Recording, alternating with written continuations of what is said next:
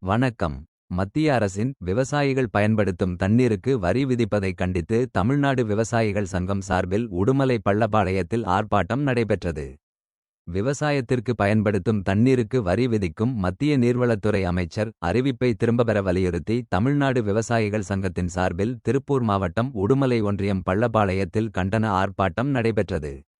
ஆர்ப்பாட்டத்திற்கு ஒன்றிய தலைவர் ஏ. ராஜகோபால் தலைமை தாங்கினார்.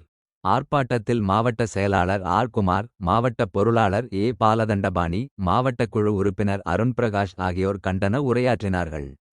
ஆர்ப்பாட்டத்தில் தொழிலாளர் சங்க செயலாளர் கி. கனகராஜ், தலைவர் எம். ரங்கராஜ், CITU மாவட்ட துணை செயலாளர் எஸ். ஜெகதீசன், வி. சா. குமரகுரு, DYFI தலைவர் ஆ. ராமசாமி, செயலாளர் சு. தமிழ்தென்றல் உட்பட முன்னணி தோழர்கள் ஏராளமானோர் பங்கேற்று மத்திய அரசை கண்டித்து கண்டன முழக்கங்கள் எழுப்பினர்.